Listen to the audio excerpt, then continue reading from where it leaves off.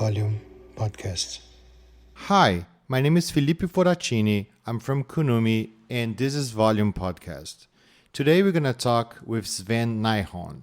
We're going to talk about AI, robotics, and ethics, and I'm pretty sure you're going to love this episode. If you wish to know a little bit more about the creators of this podcast, Kunumi, go to kunumi.ai, Kunumi as in Kunimi.ai, or follow us on Twitter at Kunumi Lab, Kunumi Lab. Thank you. All right. My name is Sven Nyholm, and I teach at Utrecht University in the Netherlands. I teach philosophy and ethics. I also do research about the same topic, specifically about the ethics of robotics and artificial intelligence. I have also two other roles that I often mention. I'm an associate editor of a journal called Science and Engineering Ethics, and I'm on the ethics advisory board of something called the Human Brain Project. So, Sven, what do you think it's yours? What do you think it's in you that drove you to your path up to the point that you are right now? Yeah, that's an interesting question. I guess one thing is that I'm really interested in ideas, and specifically sort of philosophical ideas about things that you can't really study empirically, such as, value, the self, what is possible or necessary, moral responsibility, free will, etc., future generations. You can study them scientifically and empirically, but there are also sort of concepts that sort of boil down to basic convictions that we have, and that some of which are sort of inherently contradictory. We think that everything happens for a reason and there are natural laws, etc. But at the same time, we think that we have free will, we can make decisions. We think of the world as sort of explained by natural science, but we think that we have minds that don't reduce to our brains, etc., with subjective experiences. Ideas like that have always fascinated me on the one hand, but on the other hand, we have interesting technological developments such as artificial intelligence, robots, self-driving cars, brain stimulation technologies that tend to sort of challenge some of our traditional ways of thinking about ourselves, the self, free will, value, what it is to be morally responsible for something. So it's an interesting sort of clash between these kinds of ideas and the developments we're seeing technologically in artificial intelligence and robotics, in our also scientific understanding of ourselves, etc. So those kinds of things and how they clash with each other. The question is, do they clash with each other, or can we sort of somehow make sense and harmonize these things? That's what really sort of drives me, and I find absolutely fascinating. And it's very interesting because the technological part is also a human construct, and it's made in a way that humans are able to build. So how do you see this parallel of how humans think and how they create technology? Yeah, so I'm actually mostly interested in the human side of things. I'm interested in technology like most people are. I find AI of different kinds very fascinating, etc. But what I'm really interested in is how people behave around these technologies. So you paint a pair of eyes on a robot, and suddenly people feel as if the robot is watching them. Some robots, they might have a camera that's located elsewhere on the robot, but they think that the painted eyes is from where it's watching you, so to speak. And people will behave differently if you do that. And if you see, there's a video that came out a few years ago where people were, in order to show how stable a certain robot was, the engineers were kicking it, hitting it with a hockey stick, and people sort of reacted, "Oh, that's wrong! Don't do it!" Poor Spot. The robot Spot was the robot in question. People felt that there was something immoral about it, even at the same time as they said things as, "Well, I know it's just a machine, but nevertheless, it seems wrong. Don't do it. That seems to be cruel." So I'm fascinated by how people sort of, on the one hand, think, these are technologies, these are machines, these are perhaps just tools that we create for our own use. But at the same time, we can't help but also respond to these things in a kind of social way. This has to do with how, the human brain and the human mind developed over, thousands of years before we had robots, before we had AI. And so we developed all sorts of social attitudes towards animals, towards other human beings. And now we have machines that are a little bit like humans or a little bit like animals. And of course, the same attitudes are going to be triggered. And so that's something that I really find interesting, and I write about in a lot of my research. Yeah, and it's at the same time we tend to treat, and you probably heard this so many times. We tend to treat humans as machines sometimes, or as part of a machine. Absolutely, and so maybe and also some technologies may make us do that even more than before. And there might even be technologies that we think it would be good to try to emulate. I mean, the idea of artificial intelligence is to have machines that emulate humans, that are supposed to sort of simulate or imitate human intelligence or intelligent behavior. But some of them may outperform humans in certain ways. I mean, think about the ideal behind self-driving cars. I mean, they're supposed to be a more optimal form of drivers that drive more safely, that follow the rules, etc. And that almost becomes like kind of a role model for the human driver to follow. And I mean, what I've written about in some of my work is this kind of future scenario where it's indeed been proven that self-driving cars are safer, better at following rules, etc. The question then would be, could you still justify driving a regular car if you had the option of a safer, more legally, well-behaving car that you could use, a self-driving car?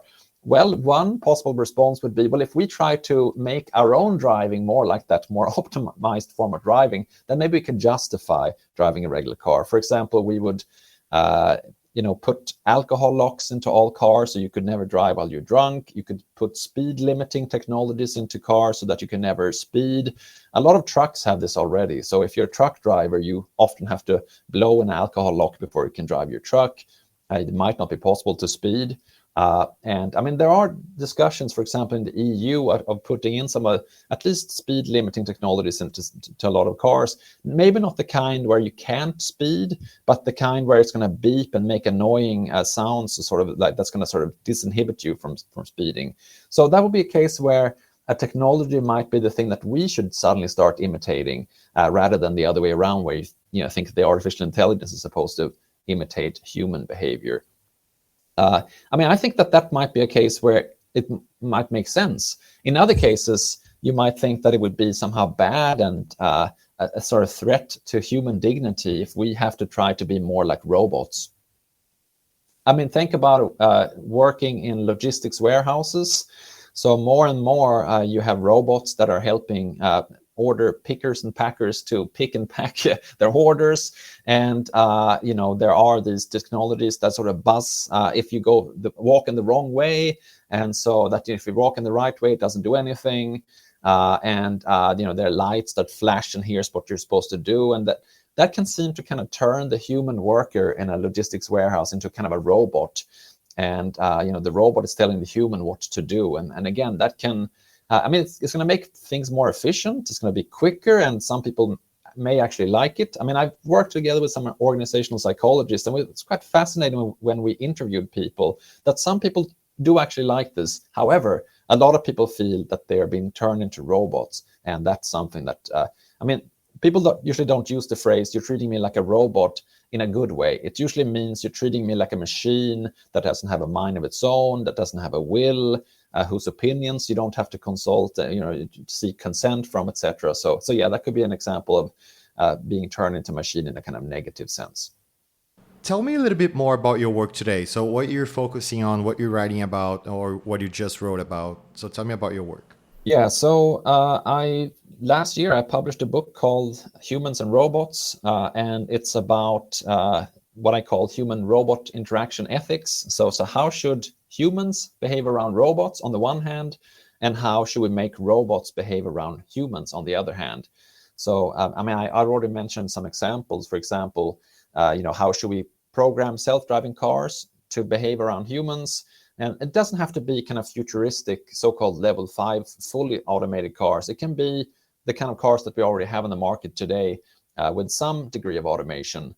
So at least in some traffic circumstances, they can operate in what is called a functionally autonomous way. And then there are, of course, engineering choices that we can make. How aggressively should they drive? To what extent should they try to emulate human driving, etc.? So those are questions about how robots or machines should behave around humans. But I already mentioned also this issues about, would it ever be wrong to sort of hit or kick a robot? If the robot is made to look like you or me, then there can be something symbolically problematic. If you made a robot that looks like me and you started to hit or kick it, I might feel like I'm being attacked somehow. On the other hand, if I made a robot that looked like you and I wanted that to be my new best friend, then you may also feel that there's something weird and sort of not appropriate about that. So even good behavior towards a robot can be strange. The question is, would it be even? Some people say we shouldn't even build any robots that look like humans because that's in itself a kind of bad idea. It cannot lead to anything good. However, there are some robots. There's a robot called Casper. That's a sort of experimental medical robot. It's used in the treatment of children with autism. And it's the idea is that if these children can interact with a robot that looks like a sort of simplified human that can help to sort of open them up to a social interaction with other more complex humans. And here the whole idea is that it has to look like a human. And there seems to be a good aim behind it. So even there's the question, okay, so when the child is not present and the robot is there, can one then start, hitting and kicking that robot? Is that okay?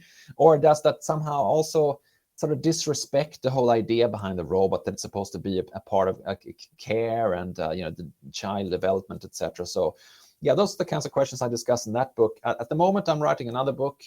It's called This is Technology Ethics. And so it's a kind of introduction to the technology ethics, basically. So that's what I'm working at the moment. I also continually write different articles and book chapters for other books and so on. So, this is a field where I'm obviously not the only person working on this. It's a kind of it's part of a larger academic field, the ethics of technology or artificial intelligence. And one nice thing about it is that people outside of academia find it interesting. So I worked before on some more, basic foundational philosophical issues. And of course, students find it interesting when they take courses, but very seldomly do you get invited to speak to sort of non-academics or non-philosophers in my case. But with something like this, with robots, with artificial intelligence, people, they're interested in it. And they also see how these things raise kind of, philosophical and ethical questions about what it means to be intelligent in the first place, what it means to be a human, and how we should sort of move into the future. And coming from a philosophy background into technology as a medium, almost, how did that change your vision of the world? How did that change you? That's another fascinating question. I guess I don't know. You mentioned beforehand that you would ask me that question, and I've been thinking about it. And I sometimes think of philosophical writing as a kind of expression of almost like the personality of the person doing the writing, or at least the sort of the community within which they are working. And so I think we're trying to be objective, and we're trying to offer arguments that appeal to sort of standards that other people can accept and agree with. But at the same time, when we do so, we're trying to talk about ideas that sort of resonate with people and their emotions and their convictions. And you always have to start from your own convictions and your own sort of responses to things.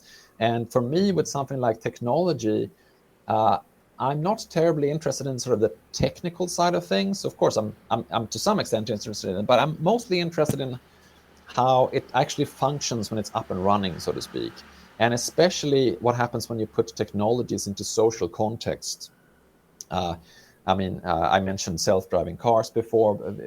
If you go back just a few years, there was this was totally a kind of a thought experiment. What if there were cars that were driving themselves out in traffic, and what if there was going to be an accident and someone was injured or even killed? When I started working on this topic, it was a pure thought experiment. And then, the car industry has been developing these technologies. I went to a couple of car industry events where, people were quite advanced in their development of this, and then suddenly some companies starting to put these kinds of technologies into cars that are actually on the market. And then also there started to happen, around in 2015, some sort of accidents started happening. In the beginning, no one was really injured or anything like that, just scratches on cars. But then 2016 and onwards, people have died in cars that are highly automated. And that what that did for someone like me who writes about this from a kind of philosophical point of view is that makes it much more serious. And what the kinds of examples that we would use in courses at university when we talked about this before those things that started happening in real life were kind of humorous, and we were talking about the self-driving cars out of control and someone is killed. But then when it starts happening in real life, it becomes really serious, and then when people want to talk to you about it, they have a completely different perspective. And so it's interesting to kind of think about technologies philosophically, because unlike a lot of old philosophical questions that have sort of remained the same for a very, very long time, here we have technologies that are developing really quickly and that are confusing, and that, as I said before, they sort of challenge our conceptions about things. And so, that doesn't necessarily say anything about me and how I'm impacted by it, but the sense of working on something that's sort of important, for people outside of the seminar room, if you will. I think that's something that's fascinating, and that I really enjoy myself. Oh, what a great answer. When you start writing things and when you start writing about technology and ethics, and how do you hope that this will impact whoever is reading what you wrote or listening to you right now? Yeah, and good question. I mean, I think when we think about this, one has to sort of make a distinction between what you might call sort of immediate short-term impacts on the one hand, and less obvious and maybe the longer-term impacts on the other hand. I mean, if you look at the history of philosophy, there are lots of ideas that sort of first were things that people discussed very, very theoretically, and then maybe 100 years later, ideas about what a democratic society should look like, what freedom should be like, and so on. So this ideas that we take for granted and we sort of organize our societies around, they came from somewhere, and of course they didn't spring out of the head of a philosopher, but they were refined and developed in sort of academic discussions, and that sort of then feeds back into society via education and via the books and articles that people write. And I think with technology things are a little bit quicker, because as I said before, this is a topic that people outside of the university environment and outside of academic context are interested in. And so, I mentioned car industry conferences before. I myself have been invited to speak at some of those, and every now and then, philosophers are part of sort of expert panels about, what course should artificial intelligence take in the future, so to speak. So then, whether anything concrete actually happens, it can sometimes be hard to tell, because clearly these ideas are put out there. And there's discussion, and people who are really impatient might say, well, show us the exact statistics of why it matters that people are talking about these things. But as I said, it can be hard to measure. You teach students who then go on and learn certain patterns of thinking, and then that hopefully take that into other contexts than just further discussions in a seminar room. And so it's what exact impacts can be hard to predict. But I think also, as a philosopher, we tend to think that there's a kind of value in itself that people are thinking about these things. Self-reflection is something that, Socrates had this idea that, the unreflective life is not worth living, the unexamined life is not worth living. And I think, in a certain sense, every generation has their own scientific or technological developments that sort of force them to re-examine how they think about themselves. Think about when the theory of evolution was introduced. Some people reacted to this by denying that no, this means that we're related to monkeys and things like that doesn't fit with our self-image. Others endorsed this and embraced it and said, okay, we're part of nature and we should think of ourselves in that sort of way. Now we are thinking about our artificial intelligence and robots, and how does that change our self-image. So I see, even if it doesn't immediately translate into policy changes in it may partly do that. Because as I said, a lot of the time academics are actually consulted about these things. It also seems to me that there is a value in just reflecting on who we are, who we want to be, and where we sort of want to go. I see that as in itself valuable, and not only as a means to other ends. That's a very philosophical question, and that was a great philosophical answer. And that Socrates quote, it's my favorite quote ever. But at the same time, it's exhausting.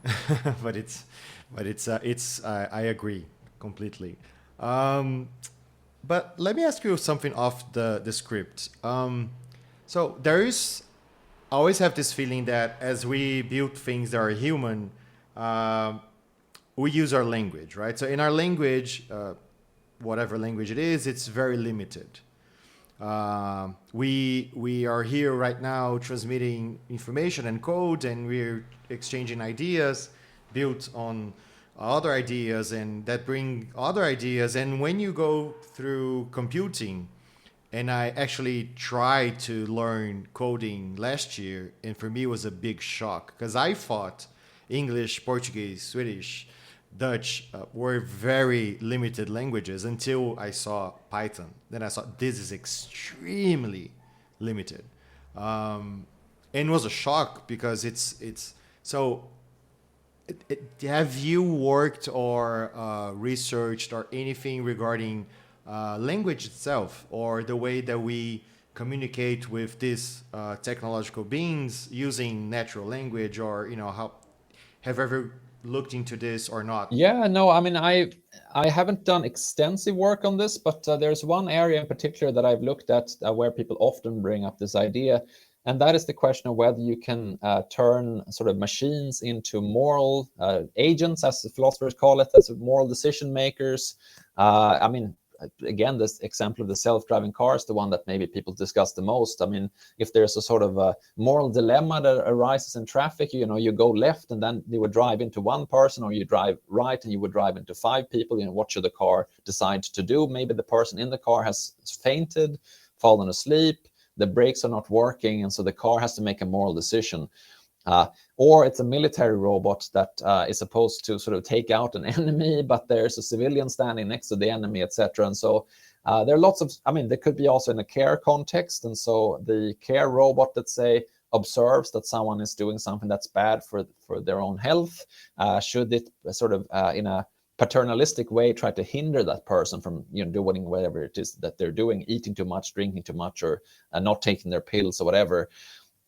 So some people say, okay, this means that we have to invent sort of moral robots or moral artificial intelligence. Others say that actually the sort of the language and the ideas that we have as human beings when we think about these topics are extremely hard to codify and to translate into something that a machine could understand. I say in air quotes because people discuss whether a machine could understand anything or whether it can just sort of manipulate symbols, etc. So that's an area where, in general, I think that when we think about these things, we shouldn't expect machines to be able to do things in the way that humans do them exactly. So maybe you can build a machine that can, from an external point of view, appear to make a moral decision and to make maybe even the right decision, perhaps even make decisions in a way that seems better than a human, but that's going to be in a machine way of doing things, or an AI way of doing things rather than a human intelligence way of doing things. And so the worry that arises is that there's maybe something that's lost, the sort of the nuance that's involved in human processing of information might be lost. But on the other hand, there might be this high stakes context where the machine has to be able to make choices. Again, in traffic or in war or in care settings, if the benefits of the technologies are great enough, and so that it's kind of worth developing them and using them, then it could be that, okay, there would be a sort of lack of a kind of nuance in the way of thinking of this machine, so to speak, and the decision making. But on the whole, the benefits may outweigh the risks and the bad effects. And so, yeah, that's a context where, I mean, some people even say there shouldn't ever be a case where a machine intentionally, so to speak, kills a human being. But on the other hand, then if it's true, for example, that self-driving cars would be safer on the whole than human driving is, and we know that, you know, traffic, things are heavy, they're moving fast, so there are going to be accidents. So you can either say, okay, that we shouldn't program in any kind of decision making that's sort of an ethical nature into these machines, but then you might have, you know, problems, because then maybe some choice is going to be made that actually would be less safe and less beneficial than the ones that if you did program in some kind of a simplified version of moral decision making into machines. And that requires taking in information, categorizing it, and then kind of reasoning on the part of the machine to choose an action. And so that is a kind of, I mean, that requires at least interpretation of the data that's being taken in. Some people would say it's not a matter of understanding anything, because I mean, they might have read the philosopher John Searle, who has this famous Chinese room argument that people may have heard of. Searle imagines that a person has been given instructions for how to respond if they get certain messages in Chinese. And so we imagine a person who doesn't speak Chinese. So you sit in a room and you have a kind of instruction manual, and it says that, you know, if you see these symbols, then you respond with these symbols. And then to someone outside of the room, it seems as if you speak Chinese, because, you know, you're able to kind of respond in the right way, but you're just following rules. You have no idea what the content is. And so Searle says that any machine is going to be like that. They're not going to understand anything. They're going to be able to process symbols and things in a kind of, you know, in a way that from the outside looks as if it's understanding what's going on. Anyway, so you might say that any AI is going to be like that when it comes to language. It doesn't actually understand anything. But if you zoom out and you look at this in a kind of social context, in a way that may or may not matter, because it may be better on the whole that we have these technologies, and in a day-to-day kind of way of interacting with the technologies, it can be perfectly fine to speak metaphorically as if the technology understands what it's doing, so to speak. So, I mean, that's not exactly the question you were asking, but that's the way that I approach this issue about, you know, language and interpretation and meaning, and does it matter or does it not matter? And if so, you know, in what circumstances, and what does that have to do with any kind of real life issues that we might be facing? No, that's such a great answer. Thank you so much for that. And how do you see? I mean, the big philosophical questions will linger, and I think in 10 years we'll be asking the same questions. But how do you see everything that you're interested in, and also this subject of robotics and ethics? How do you see this in 10 years?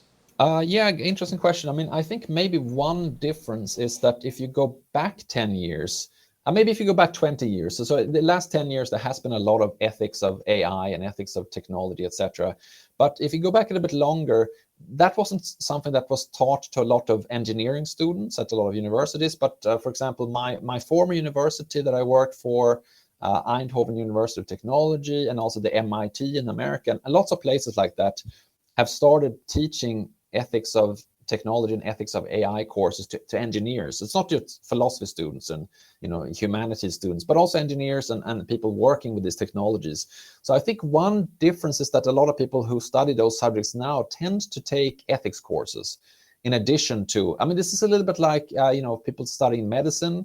Back in the, you know, basically before, you know, World War II, that, I mean, of course, people talked about, you know, how should one interact with patients, but then after all the medical experiments that were discovered to have been done by the Nazis, the field of medical ethics really took off, and anyone who studies medicine will usually take an ethics course. And we're seeing something a little bit similar in the kind of the tech world now, that a lot of universities will have compulsory ethics courses for engineers. And so one interesting difference will be that a lot of people that go out and start building these technologies will have at some point, I mean, they've already read about it and maybe in the news and heard about these things, but they will also have taken university courses about these things. So that may be one of these sort of not immediate, short-term, but more long-term kind of effects that I mentioned before of the kind of work that people like me do, that we're teaching these classes. And then, of course, it always happens that there are some people say like, oh, why do we have to take these courses? We came here to study engineering or whatever. But there are also those who say like, it's not so bad after all. It's kind of interesting. And then they may take that with them and then maybe try to incorporate that into the science. And so, I mean, a lot of people now discussing the issue of privacy. And I mean, there's a wonderful book by a friend and colleague of mine, Carissa Veliz, that's called Privacy is Power. And I mean, The Economist and other places like sort of has celebrated as one of the best books from, I think it was maybe 2 years ago or last year that came out. And that really is highlighting these privacy issues. And so that's something that also I think people in the tech industry are thinking more about and trying to develop new models. And so, yeah, I think over time, these kinds of philosophy issues to do with technology, people are hearing about them, they're learning about them in courses they're taking as part of other kinds of studies. And hopefully that's going to make a difference to how this development of these technologies go in the future. I mean, sometimes we think of something like AI as a kind of necessary development, that it's sort of going towards more and more automation, and more automation means better, etc. But we have to be aware that these are things that we can make choices about. And in some cases, perhaps more AI or more technology or more automation isn't better. I mean, actually, there's a really interesting book by someone working at the MIT called David Mindell, who is an historian, but also an engineer. And so he's been working a lot with robots that explore the bottom of the ocean. And so he looked at automation in that field, but also in space travel, in driving, in the military. And according to him, there has been a trend in a lot of fields where people have started up with the idea that more automation is better, but then often, at least at this stage of technology development, it means that there has to be much more behind the scenes work. And so even though the robot that's maybe exploring the sea floor and bottom of the ocean looks as if it's autonomously operating on that sea floor, still there has been a lot of people that have been working on it and have to update it and have to do things. But if you have a less automated machine that maybe has a human in it, then you might actually need to use fewer resources and less time to do the same thing. So at least in that particular field, settling for less automation has proven to be more efficient. Of course, if you go into the future and technological developments go much further, then this may not be true anymore. But it's interesting to think about, do we really want every aspect of life to be super technological and, over showered with artificial intelligence, data collection, etc., etc.? Or are there some parts of life where it's not really needed? I mean, it might be fun, it might be exciting, but maybe, low tech is the way to go. I mean, one big topic that a lot of people are discussing now is the carbon footprint of artificial intelligence. I mean, you want to have a computer program that can recognize, whether it's a cat or a dog in a photo. The training that has to be done first, it's using up a lot of power and has a really big carbon footprint. And so they can ask, is this really worth it? And so that's one of the topics that you see a lot of discussions happening at the moment. I mean, there's this book, The Atlas of AI by Kate Crawford, if I get the name right, looking at the bigger picture. How are these technologies embedded in the world in general? Like what resources are used up, etc. And some of those things you might get cool technologies in the end, but the price might be too high. And so, we should look into the future and think about different options and check the benefits and the risks. I mean, I'm not one of those people who are sort of techno-pessimists who are only looking at risks. Some people are totally the other side, they're only looking at the possible benefits. I think we should really steer kind of middle path where we are mindful of risks and we try to take precautions at the same time as trying to think about, what are the actual good things that we could perhaps achieve with these technologies, and not just have the technology for its own sake. I mean, again, that it could be fun because it could be exciting and it could be something new. But we should also always ask, do we really need these things? That's very Swedish of you. Yeah, absolutely. So I started the podcast, I was living at Berkeley. My wife was studying at the university, and in the parking lot where I lived, the University Village, there were so many Teslas and other semi-autonomous vehicles, and then we moved back to Brazil. We basically have 0 electric cars, just a few. We don't have the infrastructure. And there's one very specific thing that I think it's going to be extremely hard for autonomous driving here. 2 things: Brazilian drivers, and the other thing is we don't paint the streets. And I think I have this theory that I think that we're going to finally convince the public services that we need to paint road lines and street lines. I mean, roads are painted, but not streets. Not most of them, just like crossings. Because some rich people want to buy their Teslas that they have when they travel to the US. So I think it's a very strange and uneven, unfair development of infrastructure, and it's going to continue to be where you have this interest and where you don't have this interest. So São Paulo will be, I'm sure, the place where we're going to have automated cars, and those are safe areas for the automation to work. These are not too safe. You should control. So this is something that I'm very curious, because you already said about cars that have systems that you can, if you're stuck in traffic, you can just press a button and it will, if traffic goes, the car will move and then will stop itself. We have cars here with that capability. I don't know how they're doing, but how well they're doing, but they do have the capability. So this is something that interests me a lot, like how this is going to arrive in unequal societies, because they will. Because they are objects of desires. They are products, very interesting and beautiful and well-done products. So I don't know, it's interesting how this is going to happen. Yeah, I mean, I think the points you raised there, they raise a kind of larger issue about how, in some cases, in order to make something sort of robot-friendly or technology-friendly, you have to change the environment so that it's easier to predict and to respond to for technology. I mean, I mentioned the case of logistics warehouses before. And so they are typically redesigned so that they're easier to operate for the sort of the robots that they have in there. That might mean that they become less human friendly. Sometimes the two things might go together. So it could be that if you remove a lot of advertisement on the side of the road, then it might be easier for automated cars to operate on the road because they have fewer impressions that they have to deal with. That might actually be nicer for humans because maybe it's actually mostly annoying to see advertisements all the time. So that would be a kind of a happy accident. But a lot of the time, there might be a kind of conflict. If you want to make something robot or technology friendly, that might mean that it's less nice for humans because there will be less ornamentation and a kind of simplified environment that is easy for machines to deal with. That's not so much fun for humans, but if you make it kind of human friendly, then a robot or other technologies trying to do something is going to fall over, it's going to get confused and not be able to operate, in the right sort of way. So I think that's kind of an interesting trade-off. And of course, you also bring up this issue of in different countries, the circumstance is going to be quite different. And that also raises, of course, these issues of justice. I mean, whose interests is it only the rich people, or does it actually benefit other people as well? If there's something that the rich people want, that if they get it would actually benefit the poor, worse off people, then why not? That might be nice. But yeah, that's a very fascinating topic. Absolutely. Sven, thank you so much. It was a great pleasure to talk to you. Thank you so much for your time. Well, thanks a lot. Thanks a lot for having me on the show.